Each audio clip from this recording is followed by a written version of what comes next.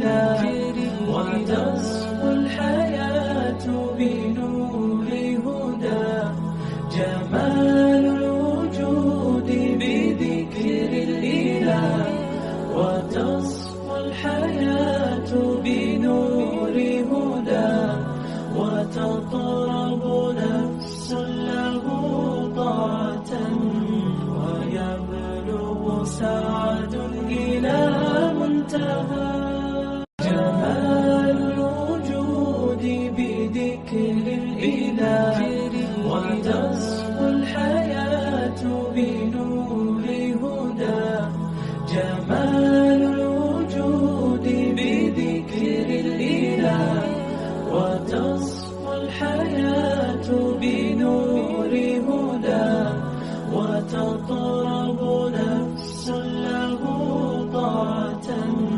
ويبلغ سعد إلى منتهى.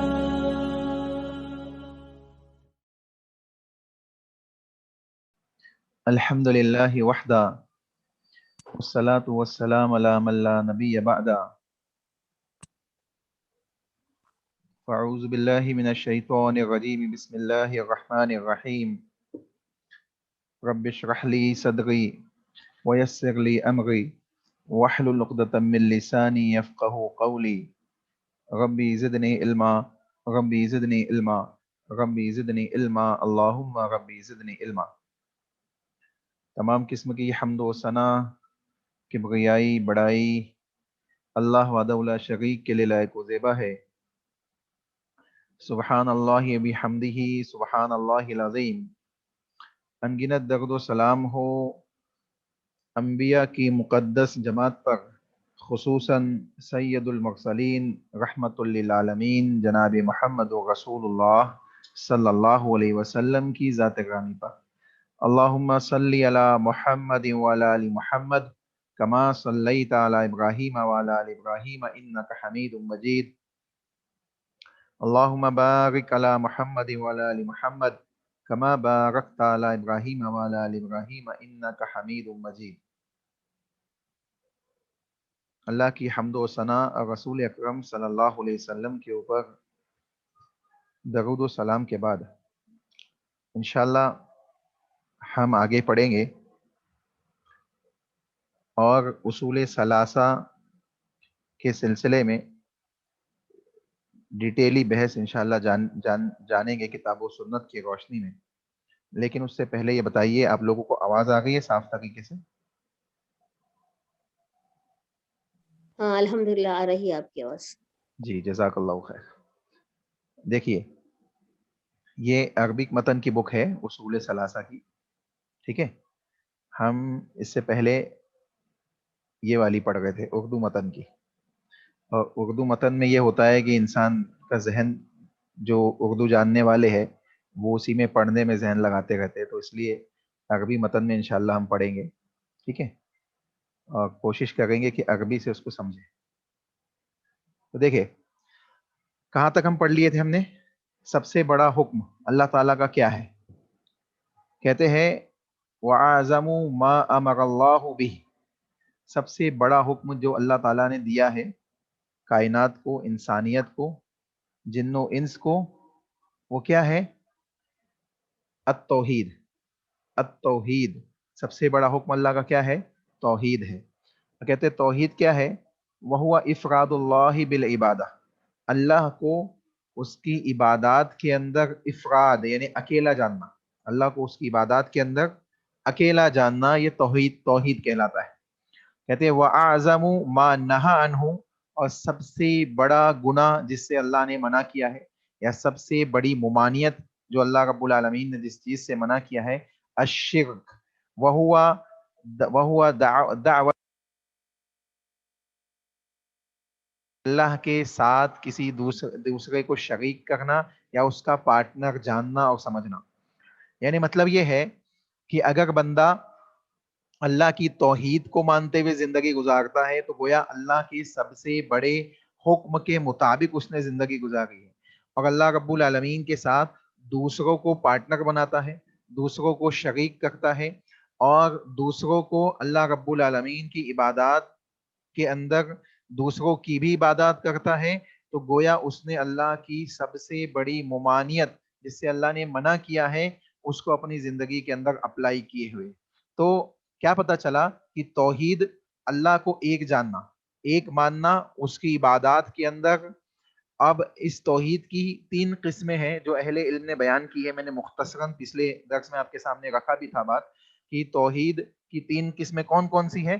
توحید الوہیت، دوسری ہے توحید ربوبیت، تیسری ہے توحید اسما و صفات، اسما و صفات.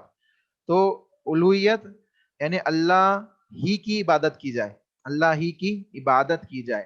مطلب یہ ہوگا کہ بندہ جتنی بھی عبادت کرے، چاہے نماز پڑھے، روزہ رکھے، حج کرے، زکوٰۃ دے یا کوئی دوسری عبادت جو بدنی ہو، مالی ہو یا کسی دوسرے انداز سے انجام دے، رکوع، سجود، دعائیں، یہ تمام جو عبادتیں ہیں یہ صرف اور صرف کس کے لیے ہو؟ اللہ رب العالمین کے لیے ہو. یہ توحید الوہیت کہلاتی ہے. یعنی بندے کے کام جو عبادت کی شکل میں ہوتے ہیں وہ صرف اللہ کے لیے ہو. بندے کے وہ کام جو عبادت کی شکل میں ہے وہ صرف اور صرف کس کے لیے ہو؟ اللہ ہی کے لیے ہو، کسی دوسرے کے لیے نہ ہو. اگر وہ کسی دوسرے کے لیے ہوں گے تو بندہ شرک کے اندر مبتلا ہوگا، شرکیہ اعمال میں مبتلا ہوگا، اللہ کے ساتھ پارٹنر بنانے والے لوگوں میں شریک ہو جائے گا. اور اگر اس کے وہ کام صرف اور صرف اللہ کے لیے ہے، جن کا نام عبادت ہے، وہ کام صرف اللہ کے لیے کرتا ہے تو وہ توحید کے اندر داخل ہوں گے، اس کے اندر وحدانیت پائی جائے گی اور وہ توحید کے اعلیٰ درجات کے اندر شامل کیے جائیں گے. تو کیا معلوم پڑا کہ پہلی قسم کیا ہے توحید کی؟ توحید الوہیت، توحید الوہیت. ٹھیک ہے. دوسری قسم ہے توحید ربوبیت. انشاءاللہ ڈیٹیل سے آگے آپ کے سامنے اس کی تینوں قسمیں آئے گی بھی، میں مختصراً یہاں بتا دیتا ہوں آپ کو. دوسری ہے توحید ربوبیت. توحید ربوبیت یعنی اللہ کے کاموں میں اس کو اکیلا اور تنہا جاننا. یعنی بارش برسانا اللہ کا کام ہے تو یہ عقیدہ رکھنا کہ وہ اکیلا ہے، اس میں اس کا کوئی پارٹنر، کوئی ہمسر، کوئی شریک نہیں ہے. بارش برسانے میں اولاد دینا اللہ کا کام ہے تو اس میں اکیلا واحد وہ ہے، یعنی اسی نے اولاد دی ہے، کسی دوسرے نے اولاد نہیں دی ہے. اس قسم کے جتنے کام ہیں اللہ رب العالمین کے ذات سے تعلق رکھنے والے، جس کو اللہ ہی انجام دے سکتا ہے، اللہ کے علاوہ کوئی دوسرا انجام نہیں دے سکتا، ان تمام کاموں میں اللہ کو اکیلا جاننا، یکتا جاننا، ایک ماننا، یہ توحید ربوبیت کہلاتا ہے. جیسے اللہ رب العالمین کے سلسلے میں بندہ یہ عقیدہ رکھے. میں نے پچھلے درس میں آپ کو حدیث بتائی تھی، اللہ کے نبی محمد رسول اللہ صلی اللہ علیہ وسلم نے ارشاد فرمایا کہ اگر اللہ کے نبی نے کہا کہ صبح جو بارش ہوئی ہے اس کی وجہ سے چند لوگ مومن ہو گئے ہیں اور چند لوگ کافر ہو گئے ہیں. رسول اللہ سے صحابہ نے پوچھا اللہ کے نبی بارش ہونے کی وجہ سے چند لوگ مومن اور کافر کیسے ہو سکتے ہیں؟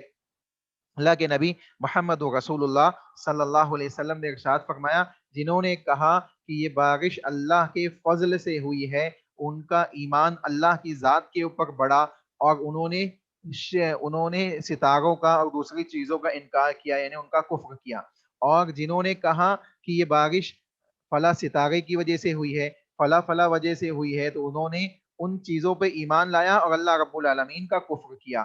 یعنی مطلب یہ ہے کہ اگر بارش برسانا اللہ ہی کا کام ہے تو اس کی نسبت بھی اللہ ہی کی جانب کی جائے گی، کسی دوسرے کی جانب اس کی نسبت نہیں کی جائے گی، کسی دوسرے کی جانب اس فعل کو نہیں لوٹایا جائے گا، بلکہ صرف اور صرف اللہ رب العالمین ہی کی طرف اس کی نسبت دی جائے گی اور اسی کی طرف اس چیز کو لوٹایا جائے گا. چنانچہ معلوم کیا پڑا کہ ایسے جتنے بھی کام ہیں، اولاد دینا ہے، رزق دینا ہے یا اس قسم کے دوسرے جو بھی کام ہیں جو اللہ رب العالمین کے شایع نشان ہیں اور اللہ رب العالمین ہی ان چیزوں پہ قادر مطلق ہے، تو انسان کو چاہیے کہ ان کاموں کی نسبت بھی اللہ کی طرف کرے. کوئی کہے کہ کسی کو اولاد ہو اور وہ کہے کہ مجھے فلاں بابا کے ذریعے اولاد ہوئی ہے، تو یقینی طور پہ اس کا یہ جملہ شرکیہ جملہ ہے.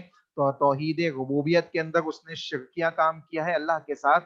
فلاں بزرگ یا فلاں بابا کو اس نے کیا کیا ہے؟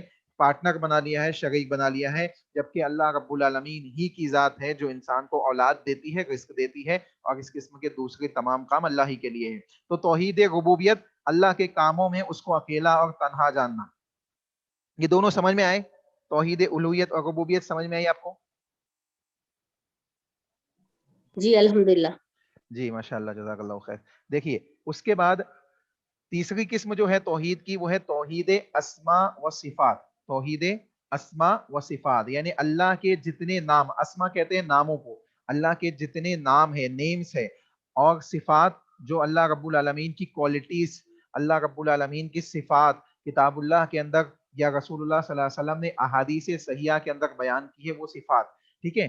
تو اللہ کے اسماء اور صفات میں اس کو اکیلا اور تنہا جاننا، اس کو اکیلا اور تنہا جاننا، اس کی صفات کا ہم مثل کسی کو نہیں سمجھنا، ان کی صفات، اس کے اسماء و صفات کو ویسے ہی ماننا جیسے بیان کیے گئے ہیں، یہ توحید اسماء و صفات ہے۔ جیسے اس کو یوں سمجھے آپ بتائیے، ایک سوال میں آپ سے پوچھتا ہوں، اللہ رب العالمین سننے والا ہے اور انسان بھی سننے والا ہے، انسان کو بھی سنے آتا ہے، اللہ رب العالمین کو بھی سنے آتا ہے، اللہ بھی سمیع ہے، انسان بھی سمیع ہے، لیکن انسان کی سماعت کیا اللہ رب العالمین کی سماعت کی طرح ہے؟ نہیں، بالکل نہیں ہے، بلکہ اللہ رب العالمین کی سماعت کامل ہے، وہ تمام مخلوقات کی باتوں کو سنتا ہے اور ان کی مخلوقات کی دعاؤں کو قبول کرتا ہے، اور تمام لینگویجز کو جانتا ہے۔ اگر ہزاروں لاکھوں لوگ بھی اس سے ایک ساتھ دعا مانگے تو ان سب کی باتوں کو سمجھنے اور ان کی سننے کی صلاحیت اور قدرت رکھنے والی ذات اللہ کی ہے۔ لیکن انسان کی سماعت کا کیا عالم ہے، اس کی سماعت کیسے ناقص ہے؟ اس کو یوں سمجھے کہ اگر ایک ہی وقت میں 5 لوگ ایک ساتھ بات کرنے لگے کسی ایک انسان سے، تو وہ پانچوں کی باتوں کو سمجھ نہیں پائے گا الگ الگ طریقے سے، بلکہ وہ کنفیوز ہو جائے گا اور کہے گا کہ آپ خاموش ہو جائے اور ایک ایک کر کے بات کیجئے، اور اس کی سماعت کی لمٹ محدود ہے، ایک لمٹ تک ہی وہ سن پاتا ہے، زیادہ دور سے اس کو آواز دی جائے تو اس کو آواز نہیں آتی ہے، جبکہ اللہ رب العالمین کی ذات ایسی نہیں ہے۔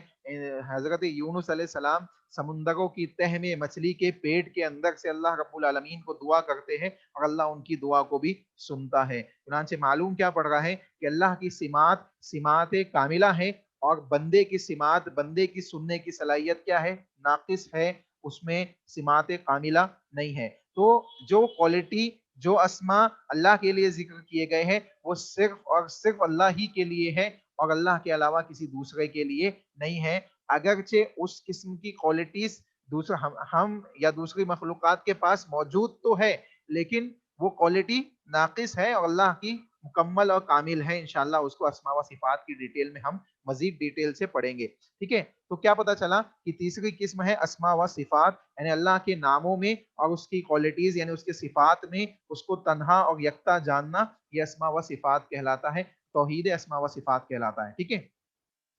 اس کی دلیل کیا ہے؟ کہتے ہیں دلیل قولہ تعالی، اللہ تعالیٰ کا قول ہے، اس کی دلیل یہ اللہ تعالیٰ کا یہ قول ہے کہ وَاعْبُدُوا اللَّهَ، کہ اسی کی عبادت کرو، اسی اللہ رب العالمین ہی کی عبادت کرو، وَلَا تُشْرِكُوا بِهِ شَيْئًا، اور اس کے ساتھ کسی چیز کو شریک نہ کرو۔ دیکھیں پہلا حکم دیا گیا وَاعْبُدُوا اللَّهَ، اس اللہ ہی کی عبادت کرو، حکم دیا جا رہا ہے، اور دوسری چیز سے منع کیا جا رہا ہے وَلَا تُشْرِكُوا بِهِ شَيْئًا، اور اس کے ساتھ کسی چیز کو شریک نہ کرو۔ تو سب سے بڑا حکم کیا ہوا؟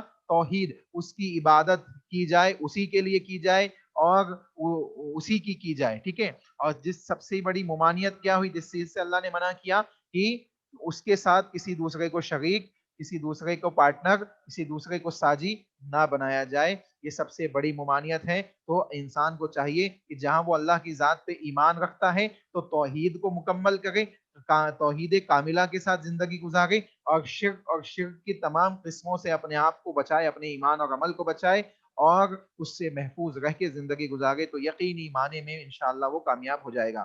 اب دیکھیں کہتے ہیں اس کے بعد دوسرا سوال کر رہے ہیں فَإِذَا قِيلَ لَكَ مَا الْأُصُولُ الثَّلَاثَةُ الَّتِي يَجِبُ عَلَى الْإِنسَانِ مَعْرِفَتُهَا۔ دیکھیں اس سے پہلے انہوں نے سب سے پہلے جو آپ سے سوال کیا تھا کہ 4 چیزیں جن کا جاننا ہر مسلمان پہ ضروری ہے، اسی طریقے سے یہاں پہ 3 چیزوں کا ذکر کر رہے ہیں جس کا نام کتاب سے تعلق رکھتا ہے. جیسے ہم اصول الثلاثہ کے نام سے ہم کتاب پڑھ رہے ہیں, تو یہاں پہ اسی سوال کو پوچھ رہے ہیں کہ وہ کون سی تین چیزیں ہیں جس کا جاننا ہر انسان پر, جس کی معرفت کا حاصل کرنا, جس کا جاننا ہر انسان کے اوپر کیا ہے, واجب ہے. اس کے جانے بغیر وہ کامیابی حاصل نہیں کر سکتا. اخروی زندگی کی ابتدا ہی ان تین چیزوں کے ساتھ ہوتی ہے. وہ تین چیزیں کون سی ہیں؟ کہتے الاول, الاصل الاول, پہلا اصول, پہلی چیز یہ ہے کہ فَإِذَا قِيلَ لَكَ مَنْ رَبُّكَ,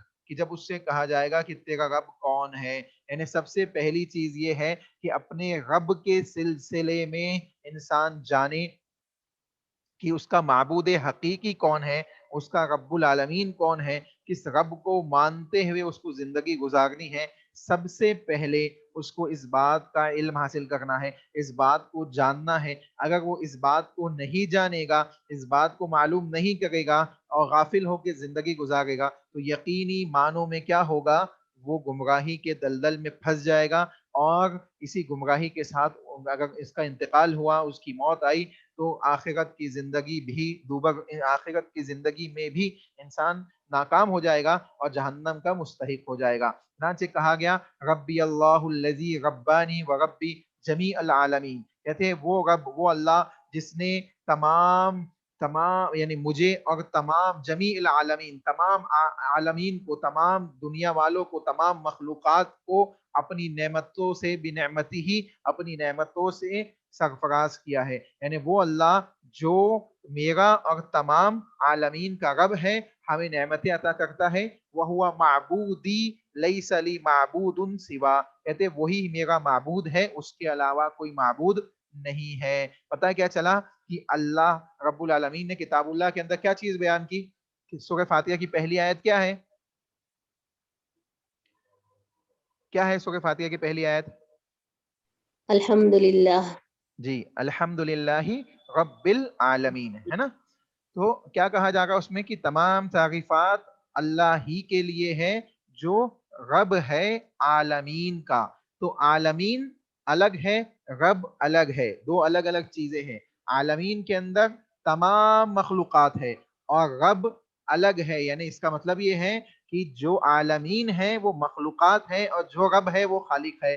تو عبادت کس کی ہوگی؟ جو خالق ہے اس کی ہوگی یا مخلوق کی ہوگی؟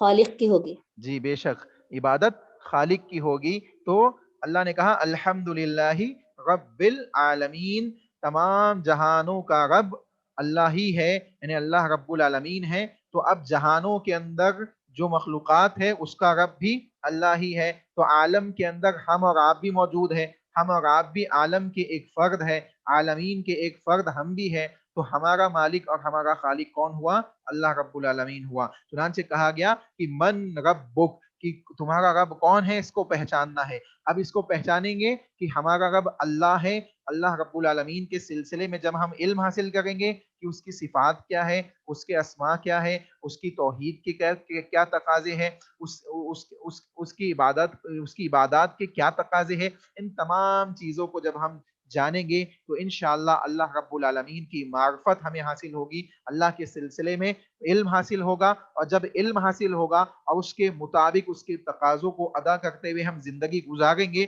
تو کل آخرت میں سب سے پہلا سوال جب قبر میں ہم سے یہ کیا جائے گا کہ من ربک, کہ تیرا رب کون ہے, تو ہماری زبان سے فوراً نکلے گا ربی اللہ, کہ میرا رب اللہ ہے. اگر انسان دنیا میں اللہ کے سلسلے میں علم حاصل نہیں کرے گا, اس کو جان کر اس کی عبادات کو بچا نہیں لائے گا اور اس کی توحید کے تقاضوں کو اور اس کے حقوق کو ادا نہیں کرے گا, تو کل قبر میں جب اس کو داخل کیا جائے گا, اگر اس کے پاس ان سوالوں کے جواب لکھ کے بھی رکھ دیے جائے یا باہر سے مائک میں بولا جائے, ان تمام شکلوں کے باوجود بھی کوئی انسان قبر میں اس کے جوابات نہیں دے سکتا جب تک اس نے اس کے حقوق کو دنیا میں ادا نہیں کیا ہوگا. تو معلوم کیا پڑا کہ اس کے لیے ضروری یہ ہے کہ وہ دنیا میں اس رب العالمین کو پہچانے اور اس کے حقوق و تقاضوں کو مکمل کرتے ہوئے زندگی گزارے. اب دیکھیں سوال یہ پیدا ہوتا ہے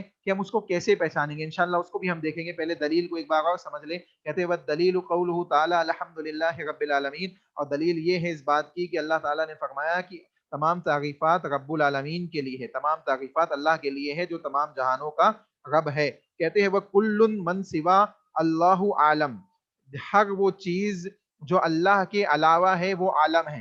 کہتے ہیں ہر وہ چیز جو اللہ کے علاوہ ہے وہ عالم ہے. دیکھیے وَكُلٌّ, اور ہر چیز, من سوا, جو سوا ہے یعنی سوائے ہے اللہ کے سوا ہے, عالم, وہ عالم ہے.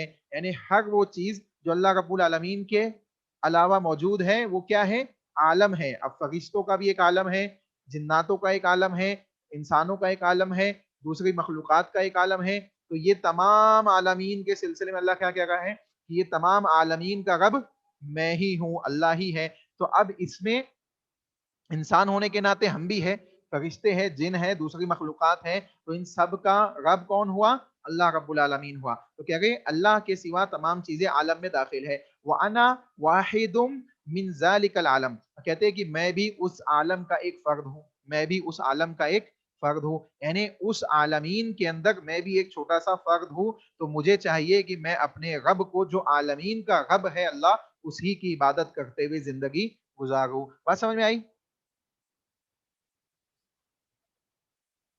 جی الحمدللہ. جی ماشاء اللہ, جزاک اللہ خیر. اب سوال یہ پیدا ہوتا ہے کہ اس اللہ کو, اس رب کو جو تمام جہانوں کا رب العالمین ہے, اس کو پہچانیں گے کیسے, اس کو کیسے پہچانیں گے؟ تو اب دوسرا جو سوال آپ کا ہے وہ اسی ضمن میں ہے. کہتے فَإِذَا قِيلَ لَكَ بِمَا عَرَفْتَ رَبَّكَ, کہ تم اپنے رب کو کیسے پہچانو گے. اب اس کے پہچاننے کے لیے کچھ چیزیں بیان کر رہے ہیں کہ اس کو کیسے پہچاننا ہے. کہتے بِآيَاتِهِ, سب سے پہلی چیز کہتے ہیں فَقُلْ بِآيَاتِهِ, اس کو اس کی نشانیوں سے پہچانیں گے, اس کی نشانیوں سے پہچانیں گے. وَمَخْلُوقَاتِهِ, اور اس کی مخلوقات کو دیکھ کر اس کی نشانیوں کو سمجھیں گے, اس کی نشانیوں کو پہچانیں گے. دیکھیں کیسے مخلوقات کو دیکھ کے پہچانیں گے, کیسے نشانیوں کو دیکھ کے پہچانیں گے. میں آپ کو ایک دو مثالیں دے کے سمجھاتا ہوں. مخلوقات کو دیکھ کے پہچانیں گے, یعنی مثال کے طور پہ جو دنیا کے اندر بڑے بڑے معبود باطل موجود ہیں, جن کی لوگ عبادت کرتے ہیں اللہ کو چھوڑ کے, ان تمام معبودات کو جمع کر لیا جائے اور ان سے کہا جائے کہ ایک مکھی بنا دو, ان سے کہا جائے کہ ایک مکھی بنا دو. تو کیا وہ ایک مکھی بھی بنا سکتے ہیں؟ مکھی تو چھوڑیے, ایک مکھی کا پر بھی نہیں بنا سکتے. یہاں تک کہ اللہ نے کہا کہ اگر مکھی ان معبود باطل کے سامنے سے, ان کے چڑھاوے میں سے کچھ اٹھا کے لے جائے, تو اس کو واپس لانے کی بھی وہ طاقت اور صلاحیت نہیں رکھتے. تو اب دیکھیں یہ مکھی بھی نہیں بنا سکتے, اور اللہ نے اتنی بڑی بڑی نشانیاں اور بڑی بڑی مخلوقات کو پیدا کر دیا ہے. تو اب یہ نشانی اور مخلوقات کے اندر بندہ اللہ رب العالمین کی نشانیوں کو تلاش کرے گا, بندہ اس کو دیکھے گا. مثال اس کی یوں سمجھے, انسان دودھ پیتا ہے, انسان دودھ پیتا ہے. اب وہ دودھ جس گائے میں سے نکلتا ہے یا جس بھینس میں سے نکلتا ہے, وہ گائے اور بھینس کا اسٹرکچر آج اس کو سمجھنا بہت آسان ہے. یہاں کئی ڈاکٹرز اور ڈاکٹرز کے فیملیز والے بھی ہوں گے, کئی ایسے لوگ ہوں گے جو سائنس اور دوسرے سبجیکٹس کو پڑھنے والے ہیں, تو وہ جانتے ہوں گے کہ جب دودھ نکلتا ہے جانور میں سے, گائے یا بھینس میں سے, تو گوبر اور خون کے درمیان میں سے نکلتا ہے, گوبر اور خون کے درمیان میں سے نکلتا ہے. لیکن جو دودھ نکلتا ہے وہ سفید, صاف اور شفاف ہوتا ہے. نہ گوبر کی بو آتی ہے, نہ خون کا لال رنگ آتا ہے, نہ کوئی دوسری ملاوٹ کا اس میں معاملہ ہوتا ہے. تو یہ اس مخلوق کو پیدا کرنے والی ذات کس کی ہے, جو اس انداز سے آپ کو اتنی بہترین اور اتنی پاکیزہ اور صاف و شفاف غذا عطا کر رہی ہے, وہ اللہ رب العالمین کی ہے. وہ کس کی ہے؟ وہ اللہ رب العالمین کی ہے. ٹھیک اسی طریقے سے انسان اپنے جسمانی اعضاء کو دیکھے, اپنے جسمانی اعضاء کو دیکھ کر بھی وہ اپنے رب حقیقی کو پہچان سکتا ہے. مثال کے طور پہ آپ کی شکل ہے, آپ جب کھانے کا لقمہ اٹھاتے ہیں تو آپ اس کو منہ کی طرف لے جاتے ہیں, تو ناک کے ذریعے سے انسان اس کو سونگھ لیتا ہے اور اس کو معلوم ہو جاتا ہے کہ یہ فریش ہے. زبان پہ رکھتا ہے تو ذائقہ معلوم ہو جاتا ہے کہ تیز ہے, نمک ہے یا نہیں ہے. یہ تمام چیزیں اس کو معلوم ہو جاتی ہے, اور اس کے بعد وہ اس کو منہ کے چبانے کے بعد دانتوں کے ذریعے چبا کے اپنی پیٹ کے اندر داخل کرتا ہے اور اپنے بھوک کی شدت کو مٹاتا ہے. اور پھر پیٹ میں جانے کے بعد اس میں سے ایک حصے سے خون بن جاتا ہے، ایک حصے سے فضلہ بن جاتا ہے، یعنی وہ فضلہ بن کے انسان کے استنجا کی جگہوں سے نکل جاتا ہے فضلہ بن کے۔ یہ تمام اسٹرکچر جو انسان کی زندگی میں چل رہا ہے، آپ کبھی سوچے بیٹھ کے کہ اس کو بنانے والی ذات کس کی ہے؟ یہ اپنے آپ نہیں چل رہا ہے۔ اگر اللہ رب العالمین آپ کا منہ سامنے رکھتا، ناک پیچھے رکھ دیتا اور آنکھیں کسی دوسری جانب رکھ دیتا، تو آپ دیکھیں پہلے انسان کو لقمہ اٹھانا پڑتا، پھر آنکھوں کو دکھانا پڑتا، ناک سے سونگانا پڑتا، پھر منہ میں ڈالنا پڑتا۔ لیکن اللہ رب العالمین نے اتنا بہترین اس کا اسٹرکچر بنایا ہے۔ اللہ نے کہا فَتَبَارَكَ اللَّهُ أَحْسَنُ الْخَالِقِينَ کہ اللہ سے بہترین تخلیق کرنے والی ذات کس کی ہے؟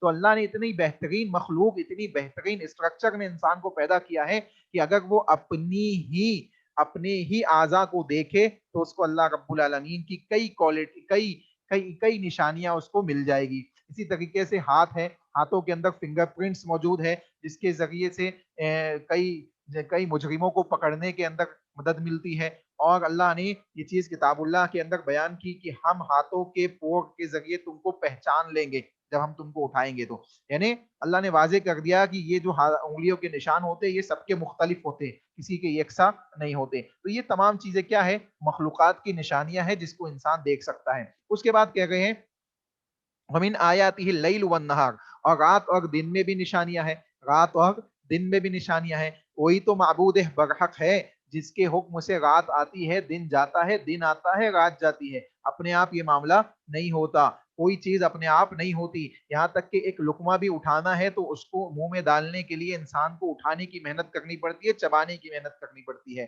تو کیا پتہ چل رہا ہے کہ رات اور دن میں بھی اللہ نے نشانیاں پیدا کی ہے۔ اسی طریقے سے ان نشانیوں میں سے ستارے ہیں جو چمکتے ہیں، اور جس کے ذریعے سے لوگ پہلے کے زمانے میں راستے حاصل کرتے تھے، جس کے ذریعے سے سمندروں میں راستے حاصل کیے جاتے تھے، جنگلوں میں راستے حاصل کیے جاتے تھے۔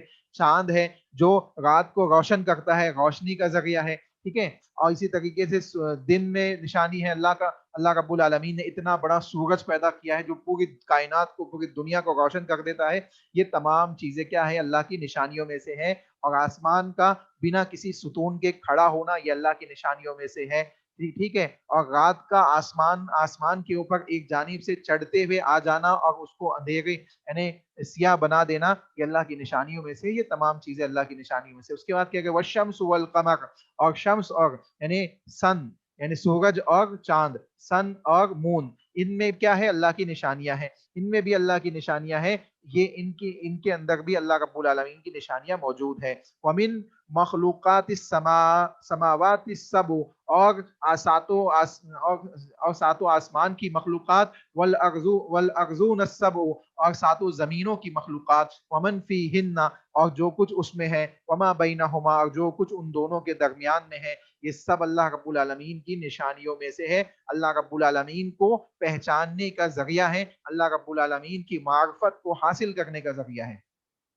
دلیل کیا ہے اس کی؟ کہ اگر دلیل یہ ہے وقوله تعالی ومن آیاته الليل والنهار والشمس والقمر لا تسجدوا للشمس ولا للقمر واسجدوا لله الذي خلقهن ان كنتم اياه تعبدون۔ سورہ فصلت کی آیت ہے، اللہ رب العالمین نے بیان فرمایا ومن آیاته الليل والنهار اور رات اور دن میں نشانیاں ہیں، والشمس والقمر اور سورج اور چاند میں نشانیاں ہیں، لا تسجدوا للشمس تم سورج کو سجدہ نہ کرو، ولا للقمر اور نہ چاند کو سجدہ کرو، واسجدوا سجدہ کرو للہ اللہ کو، الذی جس نے خلقہن ان کو پیدا کیا، یعنی کہ سجدہ ان کو مت کرو جو مخلوق ہے، بلکہ جو خالق ہے، پیدا کرنے والا ہے، اس کو سجدہ کرو۔ ان کنتم ایاہ تعبدون اگر تم اسی کی عبادت کرتے ہو، اگر تم اسی کی عبادت کرتے ہو تو سجدہ بھی اسی کو کرو، عبادات کی جتنی قسمیں ہیں اسی کے لیے انجام دو۔ اگر تم ان چیزوں میں نشانیوں کو ڈھونڈو گے تو تمہیں نشانیاں مل جائے گی۔ حضرت ابراہیم علیہ السلام کو دیکھیں، حضرت ابراہیم علیہ السلام اللہ کی معرفت حاصل کرنے گئے تو انہوں نے ستاروں کو دیکھا تو کہنے لگے یہ رب ہوں گے، یہ رب ہوں گے۔ پھر جب چاند نکلا تو چاند ستاروں سے بڑا تھا تو کہا یہ زیادہ روشن ہے، یہ رب ہوگا۔ لیکن جب وہ بھی ڈوب گیا تو کہنے لگے کہ یہ ڈوبنے والے معبود نہیں ہو سکتے۔ پھر اس کے بعد سورج نکلا تو کہا یہ سب سے بڑا ہے اور یہ زیادہ روشن ہے تو یہ رب ہوگا۔ لیکن جب سورج بھی ڈوب گیا تو اللہ سے کہنے لگے انی وجہت وجہی للذی فطر السماوات والارض حنیفا وما کان من المشرکین، اے اللہ میں اپنے چہرے کو اس ذات کی طرف جس نے آسمان و زمین کو فطرت کے ساتھ پیدا کیا ہے، انی وجہت وجہی للذی فطر السماوات والارض، میں اپنے چہرے کو اس ذات کی طرف موڑتا ہوں جس نے آسمان و زمین کو فطرت کے ساتھ پیدا کیا ہے۔ اور ابراہیم علیہ السلام نے اعلان کر دیا کہ میں ان تمام کے رب کو مانتا ہوں جو ہمیشہ باقی رہنے والا ہے، جس کو فنا نہیں ہے، جو ہمیشہ باقی رہنے والی ذات ہے، اور یہ تمام چیزیں جو فنا ہونے والی ہے یہ اللہ کے شریک، اللہ رب العالمین کے پارٹنر نہیں ہو سکتے۔ میں اس بات کا اعلان کرتا ہوں کہ وما انا من المشرکین، کہ میں مشرکین میں سے نہیں ہوں۔ چنانچہ کیا معلوم پڑا کہ ابراہیم علیہ السلام نے ان نشانیوں کو دیکھا، سمجھا اور اس کے ذریعے سے اپنے رب کو پہچان لیا۔ تو ہمارے لیے بھی یہ تمام نشانیاں اس بات کی دلیل ہے کہ اس کے ذریعے سے ہم اپنے رب کو پہچان سکتے ہیں۔ دوسری دلیل کہتے ہیں وقولہ تعالی ان ربکم اللہ الذی خلق السماوات والارض فی ستۃ ایام ثم استوى علی العرش یغشی اللیل النہار، کہتے ہیں ان ربکم، بے شک تمہارا رب نے، اللہ نے، الذی جس نے خلق السماوات آسمانوں کو پیدا کیا، والارض اور زمین کو پیدا کیا، فی ستۃ ایام 6 دنوں کے اندر، ثم استوى اور پھر وہ مستوی ہو گیا، علی العرش عرش کے اوپر وہ کیا ہو گیا؟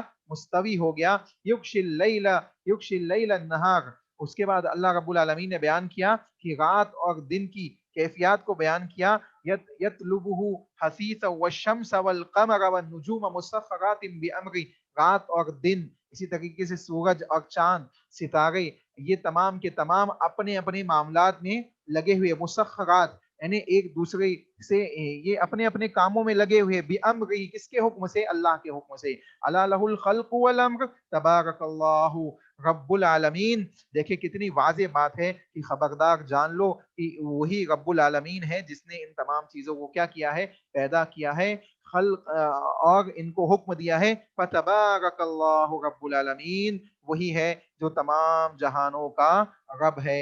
یہ تمام باتیں اس بات کے اوپر دلالت کرتی ہے کہ اللہ کو پہچاننے کے لیے بندہ اللہ رب العالمین کی پیدا کردہ، اللہ رب العالمین کی عطا کردہ چیزوں میں نشانیوں کو ڈھونڈے اور اس رب العالمین کو پہچانے، اس کی معرفت کو حاصل کرے، یہی اس کے لیے کامیابی ہے، اس کے آخرت، اس کی قبر کے سوالات میں کام آنے والی چیز ہے۔ انسان دنیا کے اندر بہت محنت کرتا ہے، دنیا کے اندر مال و دولت کو کمانے اور دنیا کے اندر بلڈنگز اور دوسری زمین جائیداد کو حاصل کرنے کے لیے بہت محنت کرتا ہے، لیکن جب قبر میں جاتا ہے تو نہ کفن میں جیب ہوتا ہے، نہ قبر میں تجوری ہوتی ہے، نہ وہاں مال لے جایا جا سکتا ہے، نہ کوئی دوسری چیز وہاں لے جائی جا سکتی ہے۔ انسان جو چیز وہاں لے جاتا ہے وہ اس کے اعمال صالحہ ہے، وہ اس کی وہ چیزیں ہیں جو اس نے دنیا کے اندر انجام دیے ہیں۔ چنانچہ اللہ رب العالمین نے ان آیتوں کے اندر یہ چیز واضح طور پہ بیان کر دی کہ اگر انسان کامیابی چاہتا ہے تو اس کو چاہیے کہ وہ اپنے رب کو پہچانے، اور پہچانے اس انداز سے کہ اس کے پہچان کے ساتھ زندگی گزارے، جس نے اس کو پیدا کیا ہے اسی کی عبادت کو بجا لاتے ہوئے زندگی گزارے، یہی اس کے لیے کامیابی کا کیا ہے؟ ذریعہ ہے۔ یہاں تک کہ بات آپ لوگوں کو سمجھ میں آ گئی؟ اگر کسی کا کوئی سوال ہے تو پوچھ لیجئے۔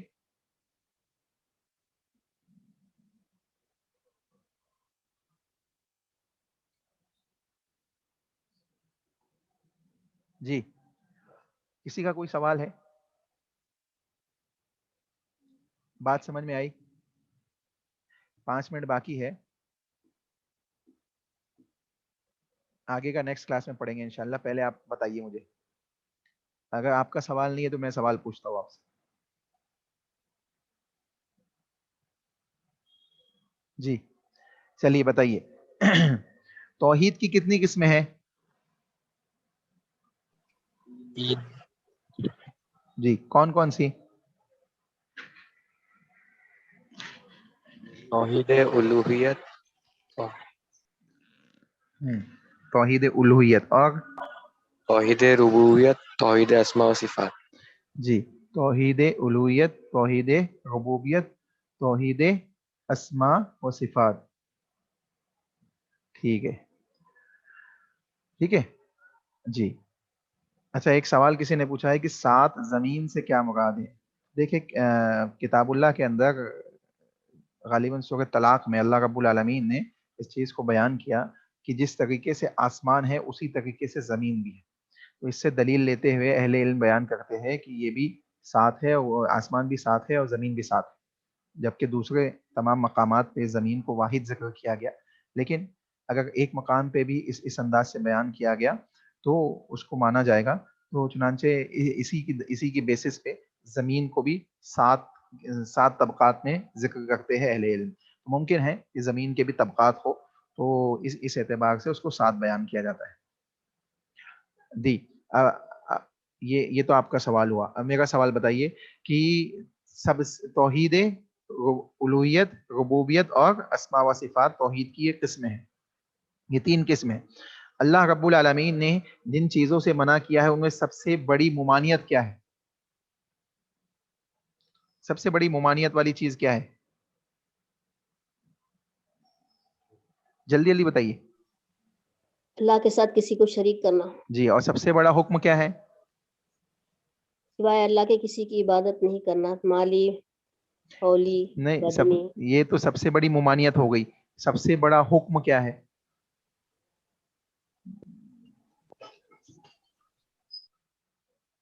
دو چیزیں پڑھے نا ہم نے. ایک سب سے بڑا حکم اللہ، اللہ کی عبادت کرنا. جی، وَاعْبُدُوا اللَّهَ، اللہ ہی کی عبادت کرنا، یعنی توحید. سب سے بڑا حکم کیا ہوا؟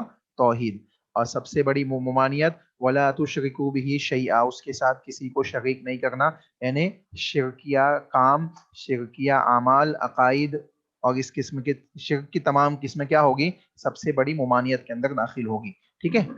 اب اس کے بعد اللہ رب العالمین کو پہچان، یعنی جو 3 اس چیز ہے، ابھی آپ نے پڑھا نا اوپر کہ انسان کے لیے 3 باتوں کا جاننا ضروری ہے. وہ 3 باتیں کون کون سی ہیں؟